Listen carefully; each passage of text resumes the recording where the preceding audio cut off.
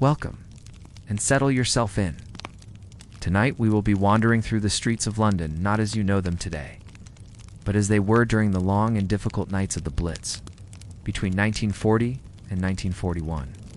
The city endured sustained aerial bombardment, a period that left scars both visible and invisible. But this is not a story told in noise or panic. Instead, we will move gently, slowly, through the rhythms of daily life. The muffled sounds of sirens in the distance, the quiet shuffle of families descending into underground shelters, the damp air lingering in tunnels beneath the city. You may find that your mind begins to drift as we explore these stories. That is perfectly fine. You're not required to follow every detail. Simply let the words wash over you, the way dim light flickers across brick walls. We will begin with the experience of ordinary Londoners, those who face the nightly reality of living in a city under siege. Then, we will turn to the leadership of Winston Churchill, whose decisions shaped the city's endurance. Later, we will explore the secretive network of tunnels and bunkers. And finally, we will contrast the hardship of shelters with the rarefied atmosphere of dining at the Ritz. So take a breath, and imagine yourself walking through London in the autumn of 1940.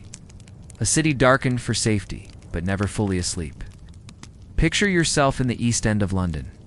In the autumn of 1940, the night sky is moonless, darkened further by the blackout regulations that conceal windows and dim every street lamp. You would not find the bright glow of modern cities here, only a faint, muffled world of shadows. As the air raid sirens sound, you might clutch a small bag of possessions, perhaps a blanket, and make your way through narrow streets toward the local shelter. The East End was home to dense housing, factories, and docks, making it one of the most frequently targeted areas during the bombing campaign. Inside the shelter, conditions were far from comfortable. Imagine yourself descending into a basement, a church crypt, or perhaps an underground station pressed into service. The air is thick with dampness, heavy with the mingling of too many bodies. People carry the scent of coal smoke, wet wool, and soap powder. You notice the low hum of conversation, punctuated by the occasional cry of a restless child. The shelters were not uniform. Some were simple trenches covered with corrugated iron. Others, like the London Underground stations, became vast communal dormitories. At Aldwych or Bethnal Green, families would unroll blankets on the platform, sharing sandwiches and a flask of tea as they settled in for the night. The floor beneath you is hard, unyielding, and the rumble of distant trains or later. The muffled thuds from above becomes part of the lullaby. Conditions could be difficult. Ventilation was poor, and with so many people crowded together, the air often felt close and heavy. Imagine trying to sleep as the sounds of coughing echoed through the space, or as the steady drip of condensation fell from the ceiling onto your blanket. Food was scarce, and rationing shaped even the simplest meals. A family might share slices of bread spread thinly with margarine, or perhaps a bit of corned beef from a tin. Children clutched gas masks in cardboard boxes, sometimes using them as makeshift pillows. The emotional weight was considerable. Parents carried the strain of reassuring their children while also silently fearing for their homes above. Yet there was a kind of resilience, too. Neighbors shared stories, whispered jokes, and even sang songs to pass the long hours. Imagine the soft, wavering sound of a lullaby carrying faintly through the air, mingling with the occasional vibration from above.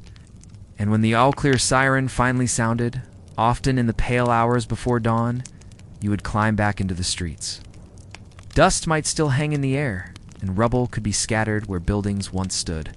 When many, it meant heading to work as usual. Factories, docks, and offices still demanded labor. Night after night, the rhythm repeated itself. The descent underground, the restless half-sleep on cold stone, the uneasy return to daylight.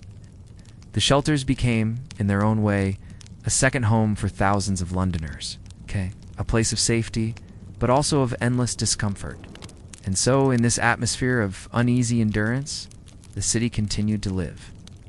Each night brought new uncertainty, but also a steady determination that tomorrow would still arrive. From the crowded East End shelters, let us shift our focus and imagine another underground space, very different in character. Beneath the government buildings of Whitehall, a hidden network of rooms became the nerve center of Britain's wartime leadership. These were the Cabinet War Rooms, later known as the Churchill War Rooms. Unlike the damp and drafty public shelters, these spaces were designed for command, for communication, and for continuity of government during the most perilous hours. Picture yourself descending a narrow staircase into a warren of low-ceilinged corridors. The air is dry but faintly tinged with tobacco smoke. A steady hum of typewriters drifts through the halls, mingling with the quiet scratch of pens on paper. The rooms are lit by shaded bulbs that cast a subdued golden glow just enough to read by, but never bright. Here Winston Churchill and his ministers worked through the long nights. The Prime Minister was often restless, moving between rooms, dictating memos, or standing before large maps pinned with colored markers. Imagine his figure, cigar in hand, pacing slowly while his staff sat at wooden desks, noting each instruction. The war rooms were more than an office. They were a small underground world. There were dormitories where staff slept in narrow bunks, and a kitchen that prepared plain but steady meals. The soundscape was subdued but purposeful. The clatter of telephones connecting to distant battlefronts, the rustle of documents carried hurriedly from one office to another, the occasional deep voice breaking the otherwise muted rhythm. One of the most distinctive rooms was the map room. Large wall charts recorded the positions of ships, aircraft, and armies. Clerks updated them constantly, pressing small pins into the boards. If you stood quietly, you might hear the soft click of pins being shifted, the low murmur of officers discussing the front lines. It was a space of continuous vigilance, where time seemed to move not in hours but in endless updates and reports. Churchill himself rarely kept to a routine. He was known for working late into the night, then sleeping for a few hours before resuming. His presence was described as both exhausting and invigorating. Imagine the atmosphere when he entered a room. The steady, low buzz of work would pause briefly before resuming with renewed urgency. Yet, despite the seriousness of the task, he often insisted on comforts. He dined well, even here, and he insisted on having his own bed installed underground, so that he could remain close to the center of decision-making. Life in the war rooms was not glamorous. The ceilings were low, the walls bare. The constant awareness of being underground, of being sealed off from daylight, created a peculiar atmosphere. Those who worked there spoke later of losing track of time, of the way days blurred into one another. The rhythm was one of ceaseless preparation, steady typing, constant watchfulness. And yet this subterranean world carried a sense of calm authority. For those living above ground in shelters, the nights were restless and filled with unease. For those in the war rooms, the challenge was of a different nature, maintaining steady governance under pressure, ensuring that orders flowed outward and that information flowed inward. The contrast is striking. In one part of the city, ordinary people huddled together in anxious sleep. In another, a select few labored beneath thick concrete, charting the course of a nation at war. Both worlds existed side by side, separated by distance and purpose, but bound by the same nightly barrage from above. And so, as you picture the quiet glow of the war rooms, with their maps, telephones, and determined faces, you may sense the steady persistence that defined London during the Blitz. The city endured not through one man alone, but through a network of people, above ground and below, sustaining the fragile balance of daily life. Let us move now. From the well-lit cabinet war rooms into the wider labyrinth that stretches beneath the city. London is a city built on layers. Beneath the pavements and brick buildings lies a hidden world of tunnels, chambers, and forgotten passageways. During the Blitz, many of these underground spaces took on new purposes, some public, some secret, and some that still carry an air of mystery today. Imagine yourself descending deeper than the underground stations used by families for shelter. Beyond the public platforms, there existed special deep-level shelters, long tunnels, carved into the clay beneath London. These were originally designed with the future in mind, as potential extensions of the tube network, but when war came, they were reinforced and converted into refuges. Each tunnel could hold thousands of people, lined with bunks in orderly rows, lit by electric bulbs that buzzed faintly in the still air. Conditions in these deep-level shelters were unusual. They were safer from bombardment, but also more isolating. The hum of ventilation fans provided a constant background sound, steady and mechanical, almost hypnotic. Imagine lying on a narrow bunk, the air cool and slightly metallic, hearing only the low murmur of voices and the distant whine of machinery, keeping the tunnels livable. Beyond the official shelters, there were other tunnels, less known and less accessible. Some were remnants of Victorian engineering, disused mail tunnels, utility passages. and forgotten basements that connected to one another in strange ways. Stories circulated of hidden government chambers, of secret lines of communication, and of tunnels so old they had slipped from the city's memory. One particularly intriguing example is the post office railway, also called mail rail, running beneath the city. This miniature underground system carried letters and parcels for decades. During the Blitz, it continued to operate, largely unknown to the public, quietly ensuring that correspondence still reached its destination. The tunnels were narrow, the trains small, but the system was efficient and largely untouched by the destruction above. Imagine the quiet hum of a mail cart rolling through the darkness, while bombs thundered far overhead, a small but steady reminder of continuity amid chaos. There are also persistent tales of tunnels connecting government buildings, palaces, and ministries. Some of these are documented, others more speculative. It is said that during the war, certain tunnels allowed safe passage from Whitehall to Buckingham Palace, or even out toward the suburbs, though much of this remains cloaked in secrecy. Walking through these underground spaces today, those that are accessible, you might notice the lingering marks of their wartime use. Chalked numbers on the walls, iron rungs leading to sealed hatches, faint traces of posters instructing shelterers where to sit or sleep. These remnants carry with them a quiet weight, evidence of how deeply the city retreated into itself to survive.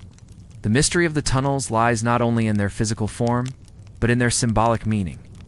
They were both refuge and hidden artery, places of protection and secrecy. For the ordinary Londoner, they offered safety from the firestorm above. For the authorities, they provided a hidden network for command and communication. And for us, looking back, they remind us that much of London's history lies not on the surface, but below our feet, in spaces shaped by necessity and endurance. As you picture these tunnels long, dim, cowing, you might imagine the steady rhythm of footsteps, the soft sound of a blanket being shaken out, the muted hum of life continuing underground. It was a world apart from the city above, yet inseparably linked to it, carrying both mystery and memory through the long nights of the Blitz. From the dim tunnels beneath the city, let us rise gently back to the surface, but not to the rubble-strewn streets of the East End. Instead, we step into the hushed grandeur of Piccadilly, into one of London's most famous hotels, the Ritz. During the Blitz, while many Londoners spent their nights in shelters, the wealthy and well-connected often gathered here, continuing rituals of dining and socializing, even as the city shook. Imagine yourself walking through the revolving doors into the glittering lobby. The faint light of chandeliers glimmers across polished marble. Scent is different, here polished wood, perfume, and the subtle aroma of rich food, a stark contrast to the damp and coal smoke outside.